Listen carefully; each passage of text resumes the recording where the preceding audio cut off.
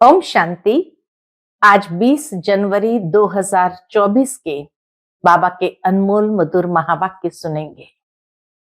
आज की मुरली में बाबा ने सपूत बच्चों के लक्षण बताए हैं, जिसको बाबा महारथी कहते हैं।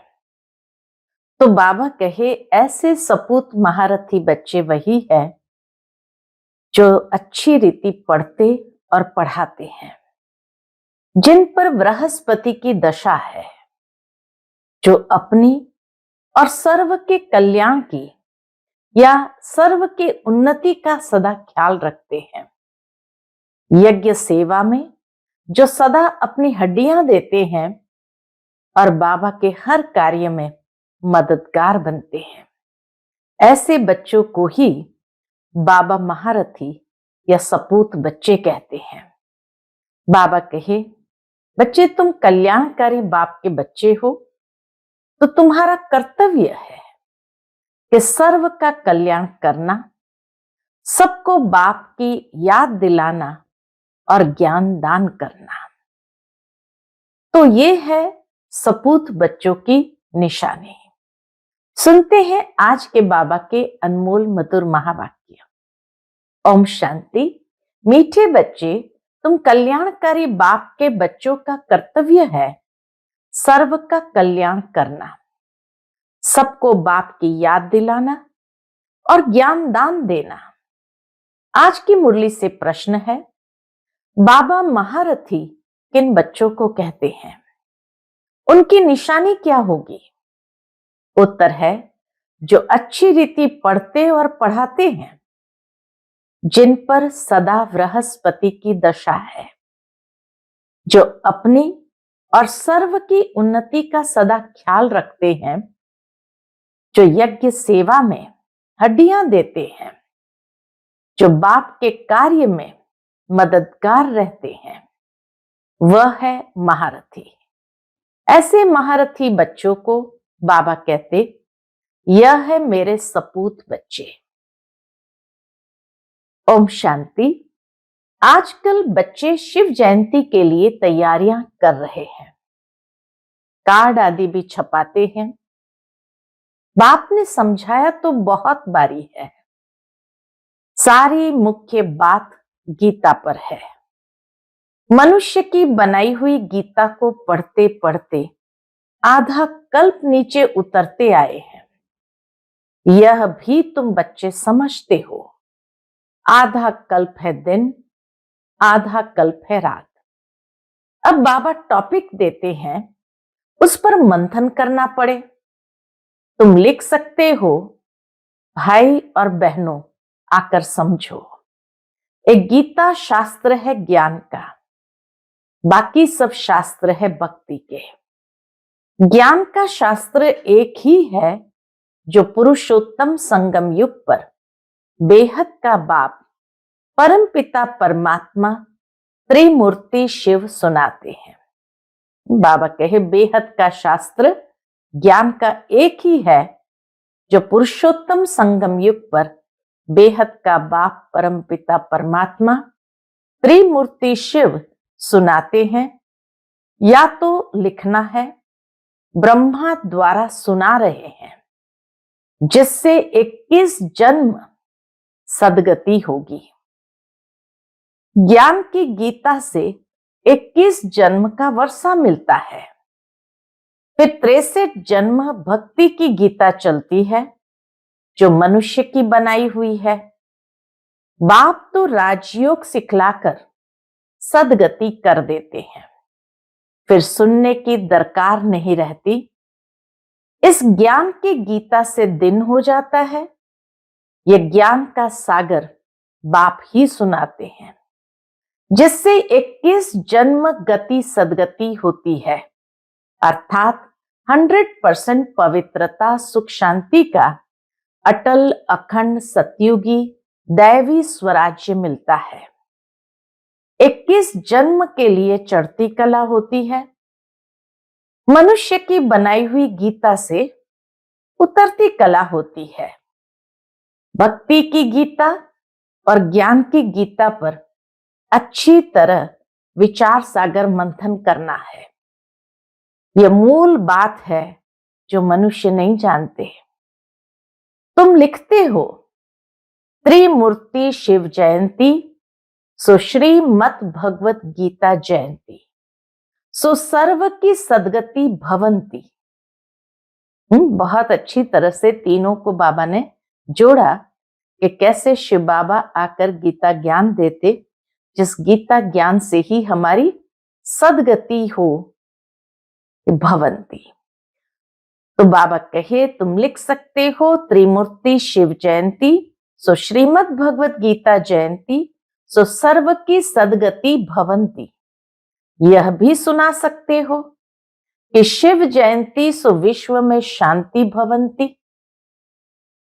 शिव जयंती से ही विश्व में शांति भी संभव है। मुख्य अक्षर बहुत जरूरी है, जिस पर ही सारा मदार है। तुम सबको बतला सकते हो कि मनुष्य मनुष्य की सदगति कर नहीं सकते। भगवान सदगति करने आते हैं पुरुषोत्तम संगम युग पर। कब आते हैं? पुरुषोत्तम संगम युग पर, जो अब हो रही है। ये 2-3 पॉइंट्स मुख्य है। शिव और कृष्ण की गीता का कॉन्ट्रास्ट तो है ही है। त्रिमूर्ति शिव भगवान से संगम पर गीता सुनने से सदगति होती है। ऐसी ऐसी पॉइंट्स पर जब कोई विचार सागर मंथन करे, तब औरों पर भी असर पड़े। मनुष्य मनुष्य की सदगति कभी कर नहीं सकते। सिर्फ एक ही त्रिमूर्ति परमपिता परमात्मा शिव, जो टीचर भी है, सतगुरु भी है, वह इस पुरुषोत्तम संगम युग पर सर्व की सदगति कर रहे हैं। कार्ड में थोड़ी लिखत ही हो, ऊपर में लिख देना चाहिए, कलयुगी कौड़ी जैसे पतित मनुष्य से सतयुगी हीरे जैसा पावन देवी देवता बनने का ईश्वरीय निमंत्रण। ऐसे लिखने से मनुष्य खुशी से आएंगे समझने के लिए। सदगति दाता बाप की ही शिव जयंती मनाई जाती है। एकदम क्लियर अक्षर हो। मनुष्य तो भक्ति मार्ग में कितने ढेर शास्त्र पढ़ते हैं, माथा मारते हैं। यहां 1 सेकंड में बेहद के बाप से मुक्ति, जीवन मुक्ति मिलती है। जब बाप का बनकर उनसे नॉलेज लेते हैं, तो जीवन मुक्ति अवश्य ही मिलेगी। पहले मुक्ति में जाकर जैसा पुरुषार्थ किया होगा, ऐसे जीवन मुक्ति में जरूर आएंगे। जीवन मुक्ति मिलती जरूर है, फिर शुरू में आए या पिछाड़ी में आए। पहले जीवन मुक्ति में आते, फिर जीवन बंध में। यह भी चक्र है। बाबा कहे मुक्ति से नीचे उतरेंगे जीवन मुक्ति में, तो पहले जीवन मुक्ति और फिर बाद में जीवन बंध में। ऐसी ऐसी मुख्य पॉइंट्स अगर धारण करें तो भी बहुत सर्विस कर सकते हैं। अगर बाप को जानते हो तो दूसरों को भी परिचय दो। किसको परिचय नहीं देते तो गोया ज्ञान नहीं है। समझानी तो दी जाती है, परंतु तकदीर में नहीं है। कल्याणकारी बाप के बच्चे तो कल्याण करना चाहिए, नहीं तो बाप समझेंगे ये कहने मात्र कहते हैं कि हम शिव बाबा के बच्चे हैं। कल्याण तो करते नहीं, सिर्फ कहने मात्र कह देते हम शिव बाबा के बच्चे हैं। बाबा कहे शाहूकार अथवा गरीब, कल्याण तो सबका करना है, परंतु पहले गरीब उठाएंगे, क्योंकि उन्हों को फुर्सत है। ड्रामा में नूंद ही ऐसी है। एक शाहूकार अगर अभी आ जाए तो उनके पिछाड़ी ढेर आ जाए। अब अगर महिमा निकले तो ढेरों के ढेर आ जाए। तुम्हारा है ईश्वरीय मर्तबा। तुम अपना भी और औरों का भी कल्याण करते हो। जो अपना ही कल्याण नहीं करते तो औरों का भी कर नहीं सकते। बाप तो है कल्याणकारी, सर्व का सदगति दाता। तुम भी मददगार हो ना। बाबा कहे तुम भी बाबा के मददगार हो ना। तुम जानते हो वह है भक्ति मार्ग की दशा। सदगति मार्ग की दशा एक ही है। जो अच्छी रीति पढ़ते और पढ़ाते हैं उन पर है बृहस्पति की दशा। जो बाबा कहे पढ़ते हैं पढ़ाते हैं उन पर है बृहस्पति की दशा। उनको महारथी कहेंगे। अपने दिल से पूछो, हम महारथी है? फलाने फलाने मिसल सर्विस करते हैं। प्यादे कभी किसी को ज्ञान सुना न सके। अगर किसका कल्याण नहीं करते तो अपने को कल्याणकारी बाप का बच्चा क्यों कहलाना चाहिए? कल्याण ही नहीं कर सकते तो बाबा कहे कल्याणकारी बाप का बच्चा कैसे कहलाते हैं? बाप तो पुरुषार्थ कराएगा। इस यज्ञ सेवा में हड्डियां भी देनी चाहिए। बाकी सिर्फ खाना पीना सोना बस सर्विस हुई क्या? ऐसे तो जाकर प्रजा में भी दास दासी बनेंगे। बाबा स्पष्ट कर्म की गुह्य गति बता देते। ऐसे तो जाकर प्रजा में दास दासी बनेंगे। बाप तो कहते हैं पुरुषार्थ कर नर से नारायण बनो। सपूत बच्चों को देख बाप भी खुश होंगे। लौकिक बाप भी देखते हैं ये तो बहुत अच्छा मर्तबा पाने वाला है, तो देखकर खुश होंगे। पारलौकिक बाप भी ऐसे कहते हैं। बेहद का बाप भी कहते हैं हम तुमको विश्व का मालिक बनाने आए हैं, अब तुम औरों को भी बनाओ। बाकी सिर्फ पेट की पूजा करने से क्या फायदा होगा? सबको सिर्फ यही बताओ कि शिव बाबा को याद करो। भोजन पर भी एक दो को बाप की याद दिलाओ तो सब कहेंगे इनकी शिव बाबा से बहुत प्रीत है। ये तो सहज है ना, इसमें क्या नुकसान है? बाबा कहे ऐसे याद करो तो इसमें क्या नुकसान है? टेव पड़ जाएगी अर्थात आदत पड़ जाएगी तो खाते रहेंगे और बाबा को भी याद करते रहेंगे। दैवी गुण भी जरूर धारण करने हैं। अभी तो सब पुकारते हैं हे पतित पावन आओ, तो जरूर पतित है।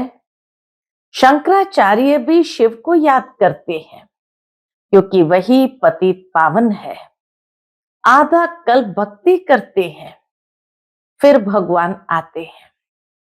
कोई को हिसाब का थोड़ी पता है। बाप समझाते हैं यज्ञ तप दान से मैं नहीं मिलता हूं। इसमें गीता भी आ जाती है। यह शास्त्र आदि पढ़ने से कोई की सदगति नहीं होती है। गीता वेद उपनिषद सब है भक्ति मार्ग के। बाप तो बच्चों को सहज राजयोग और ज्ञान सिखलाते हैं जिससे राजाई प्राप्त कराते हैं। इनका नाम ही है राजयोग। इसमें पुस्तक की कोई बात नहीं। टीचर स्टडी कराते हैं पद प्राप्त कराने के लिए तो फॉलो करना चाहिए। सबको बोलो शिव बाबा को याद करो। वह हम सब आत्माओं का बाप है। शिव बाबा को याद करने से विकर्म विनाश होंगे। एक दो को सावधान कर उन्नति को पाना है। जितना याद करेंगे उतना अपना ही कल्याण है। याद की यात्रा से सारे विश्व को पवित्र बनाएंगे। याद में रहकर भोजन बनाओ तो उसमें भी ताकत आ जाएगी। इसलिए तुम्हारे ब्रह्मा भोजन की बहुत महिमा है। याद में बनाते हैं, याद में खाते हैं, तो बाबा कहे ताकत आ जाती है। तभी तो ब्रह्मा भोजन की बहुत महिमा है। वह भक्त लोग भोग लगाते हैं तो भी राम राम कहते रहते हैं, राम नाम का दान देते हैं। तुमको तो बुद्धि में घड़ी घड़ी बाप की याद रहनी चाहिए। बुद्धि में सारा दिन ज्ञान रहना चाहिए। बाप के पास सारी रचना के आदि मध्य अंत का ज्ञान है ना। ऊंचे ते ऊंचा भगवान है। तुम उनको याद करेंगे तो ऊंच पद प्राप्त करेंगे। फिर दूसरे किसको याद ही क्यों करें।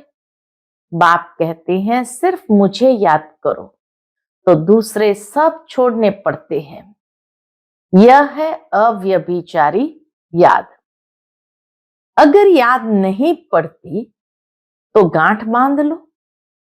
पहले के जमाने में माताएं अपने पल्लों में गांठ बांध देती थी कोई चीज को याद करने के लिए। तो बाबा कहे अगर याद नहीं पड़ती तो गांठ बांध लो। अपनी उन्नति के लिए, उच्च पद पाने के लिए पुरुषार्थ जरूर करना है। हमको भी टीचर बनाने वाला शिव बाबा हमारा टीचर है। तुम सब पंडे हो ना। पंडों का काम है रास्ता बताना। इतना सारा ज्ञान पहले थोड़ी तुम्हारे में था। बाबा कहे इतना सारा ज्ञान पहले थोड़ी था। सब कहते हैं पहले तो जैसे पाई पैसे की पढ़ाई थी सो तो जरूर होगा। ड्रामा अनुसार कल्प पहले मिसल पढ़ते रहते हैं, फिर कल्प के बाद ऐसे ही पढ़ेंगे। बाबा कहे कल्प से पहले जैसे पढ़े थे ऐसे ही कल्प के बाद भी पढ़ेंगे। पिछाड़ी में तुमको सब साक्षात्कार होंगे। साक्षात्कार होने में देरी नहीं लगती। बाबा को जल्दी जल्दी साक्षात्कार होते गए। फलाना फलाना राजा बनेंगे, यह ड्रेस होगी। शुरू में बच्चों को बहुत साक्षात्कार होते थे, फिर अंत में बहुत होंगे। फिर याद करेंगे, फिर याद भी करेंगे, पश्चाताप भी करेंगे। अच्छा, मीठे मीठे सिकिलते बच्चों प्रति माता पिता बाप दादा का याद प्यार और गुड मॉर्निंग। रूहानी बाप की रूहानी बच्चों को नमस्ते। हम सभी रूहानी बच्चों की रूहानी माता पिता बाप दादा को याद प्यार, गुड मॉर्निंग और नमस्ते। नमस्ते। शुक्रिया बाबा, शुक्रिया। आज की मुरली से धारणा के लिए मुख्य सार है। पहली पॉइंट, भोजन पर एक दो को बाप की याद दिलाओ। याद में भोजन खाओ। एक शिव बाबा से ही सच्ची प्रीत रखो। दूसरी पॉइंट, यज्ञ सेवा में हड्डियां देनी है। बाप का पूरा मददगार बनना है। फिर आगे सभी गोप गोपियों प्रति मातेश्वरी जी के हस्तों से लिखा हुआ याद पत्र है। और ये पत्र मम्मा ने 1961 में सभी ब्रह्मावत्सों को लिखा था, जिनको संबोधित करते हुए मम्मा ने लिखा, सभी गोप गोपियों प्रति अति याद प्यार। बात समाचार कि आप सब गृहस्थ व्यवहार में रहते कमल फूल समान अपनी जीवन में सफलता को पाते रहते हो ना। लाडले गोप तो अब सर्विस को अच्छी रीति उठाने के पुरुषार्थ में लग गए हैं। बहुत अच्छा है। आखिर भी अपने परम पूज्य बाप का परिचय सबको मिलना ही है।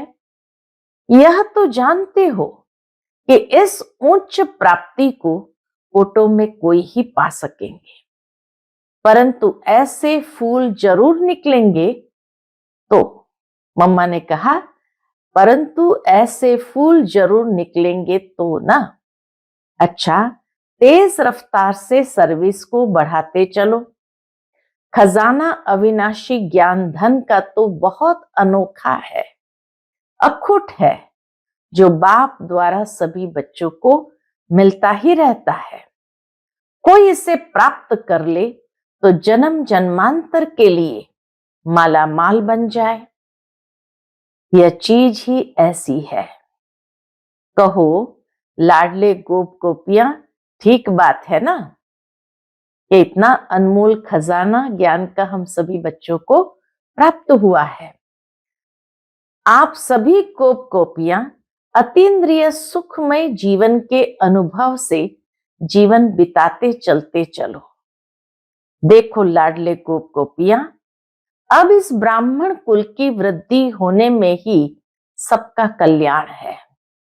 फिर तो ब्राह्मण सो देवता अवश्य बनेंगे। जैसे कई अपने गृहस्थ व्यवहार में रहते भी ब्राह्मण कुल वंशी बनकर चल रहे हैं, अर्थात गृहस्थ व्यवहार में रहते पवित्र रहते हैं। हम एक बाप के बच्चे हैं, ऐसी पवित्र धारणा में रहते हैं। बाकी सभी को उस परम पिता बाप के डायरेक्शन पर ही चलना है। इसको ही श्रीमत पर चलना कहा जाता है। ऐसी धारणा में चलने वालों को ही ब्राह्मण कुलवंशी कहा जाता है। जबकि अब वही बाप टीचर सतगुरु बना है, धर्मराज भी है, तो क्यों न उनकी गोद का बच्चा बन अपना पूर्ण पवित्रता का अधिकार ले लेना चाहिए, जिससे ही भविष्य में सुख शांति का पूरा अधिकार प्रारब्ध रूप में प्राप्त हो जाता है। कहो लाडले गोप गोपियां, ऐसे सहज राज को समझ गए हो ना? जीते जी मरने अथवा मरजीवा बनने में डरते तो नहीं हो? पूछते हैं मम्मा कि जीते जी मरने अथवा मरजीवा बनने में डरते तो नहीं हो ना? आज ये पत्र हर एक अपने अपने नाम से समझे और अपना पत्र समझकर पढ़े अथवा सुने, और माँ का प्यार भी हर एक अपने नाम से पाए। हर एक गोप गोपी प्रति नाम सहित माँ का अनंत प्यार। अच्छा, अपना सौभाग्य ऊंच बनाने के पुरुषार्थ में तीव्र वेग से लगे रहना ही कल्याणकारी बनना है। जबकि अभी पता चला है कि स्वयं परम पिता उच्च वर्षा देने आए हैं, तो लेकर ही रहना है। अच्छा, छुट्टी लेते हैं। ओम शांति। ये था मम्मा का मधुर स्नेह भरा दुलार भरा पत्र सभी ब्रह्मा वत्स को गोप गोपियों के रूप में संबोधित करते हुए।